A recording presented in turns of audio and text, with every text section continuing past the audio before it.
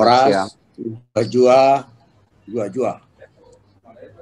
puji dan syukur kita panjatkan kepada Tuhan yang Maha Kuasa pada saat ini dalam keadaan sehat walafiat.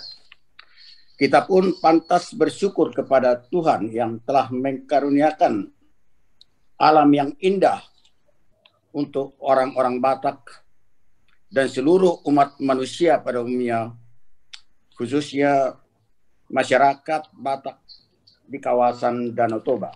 Pada saat ini, atas nama Batak Center, kami pun mengaturkan terima kasih kepada Bapak Presiden Jokowi yang dengan segala kesungguhannya mendorong percepatan kunjungan wisatawan ke Danau Toba, utamanya dengan pembentukan Badan Otorita Danau Toba dengan tujuan melestarikan Danau Toba sekaligus dengan harapan memberikan manfaat ekonomi untuk masyarakat sekitar.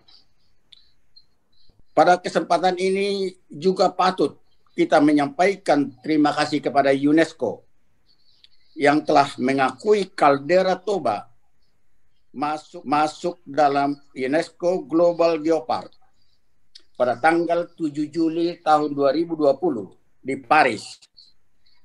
Setelah melalui proses perjuangan panjang sejak tahun 2011. Kami kutip bahasa UNESCO mengenai persetujuannya. Pemerintah Indonesia telah berhasil meyakinkan UNESCO bahwa kaldera Toba memiliki kaitan geologis dan warisan tradisi yang tinggi dengan masyarakat lokal, khususnya dalam hal budaya dan keanekaragaman hayati. Ini sengaja saya kutip daripada statement UNESCO sendiri ketika mereka menyetujui kaldera Toba. Peserta webinar yang kami hormati, berangkat dari topik diskusi kita sekarang ini, pertanyaan, para wisata Danau Toba untuk siapa? Kami melihat daripada perspektif yang lebih luas dan tersendiri.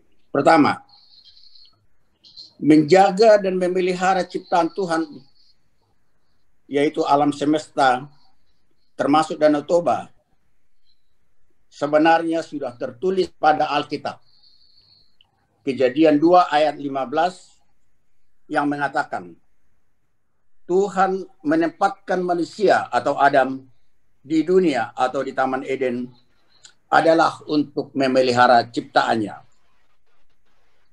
Kemudian dari itu, agar umat manusia dapat memanfaatkan segala keajaiban daripada yang ciptaan Tuhan tersebut. Ciptaan Tuhan Danau Toba adalah berkat bagi masyarakat sekitar.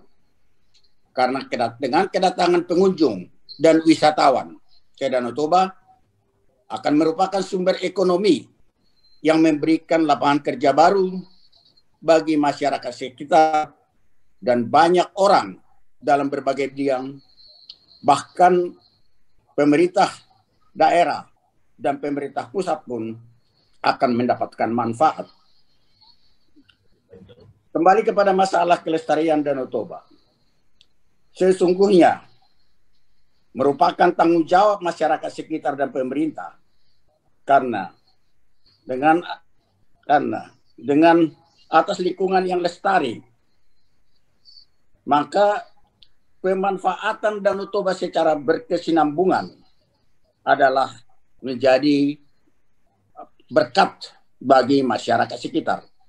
Apalagi secara khusus di sini kami perlu jelaskan, setelah UNESCO memberikan pengakuan daripada UNESCO mengenai kaldera Toba, tanggung jawab kita adalah semakin besar.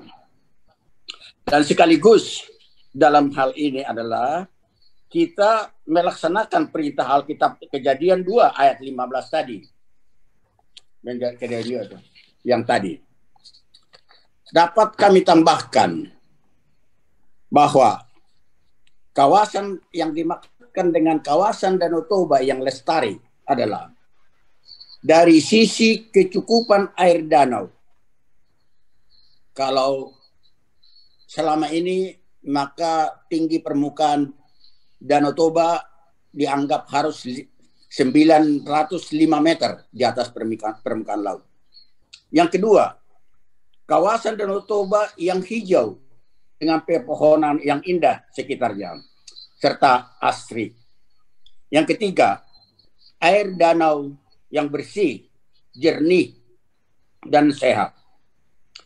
Kembali mengenai pelestarian Danau Toba adalah memerlukan kerjasama dan sinergitas seluruh stakeholder masyarakat, bahkan pengusaha, pemerintah daerah. Dalam hubungannya dengan masyarakat, perlu dilibatkan atau diajak tokoh-tokoh masyarakat, tokoh adat, tokoh-tokoh di bidang keagamaan. Tokoh-tokoh agama sangat perlu kita libatkan karena kepercayaan kita tadi yang mengatakan dihubungkan dengan kejadian 2 ayat 15 tersebut, ada alasan kita untuk mengajak agar tokoh agama itu betul-betul ikut serta memperhatikan pelestarian Danau Toba itu. Karena dengan ketakutan kita untuk melawan apa yang tertulis daripada perintah Allah itu, kita berharap upaya mengajak masyarakat memelihara kelestarian dapat berhasil secara maksimal. Adapun manfaat ekonomi untuk masyarakat kawasan dan pengembangan pariwisata ke Danau Toba sangat diperlukan sinergitas antara Pemda dan masyarakat sekitar. Karena dalam pengalaman pariwisata ke Danau Toba ada kesan Pemda-Pemda setempat jalan sendiri, sehingga masalah sinergis dan koordinasi sangat kurang memuaskan.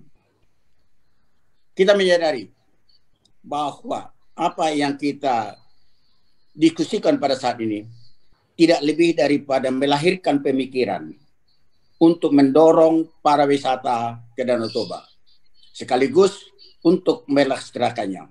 Bahkan Nomensen sendiri pernah mengatakan bahwa Danau Toba adalah karunia untuk orang Batak. Oleh karena itu, tanggung jawab orang Batak adalah memelihara keabadiannya. Selanjutnya kita harapkan apa yang menjadi hasil daripada gagasan kita pada saat ini dapat bermanfaat. Bahasa akhir kami akan sampaikan sebagai berikut. Idealisme kita pada hari ini hanya akan bermanfaat kalau pemerintah daerah kawasan Danau Toba dan seluruh stakeholder, utamanya masyarakat sekitar, sekiranya dapat mengimplementasikan gagasan kesimpulan webinar hari ini demi Danau Toba yang indah, abadi, serta masyarakat sekitar yang sejahtera. Terima kasih. Horas.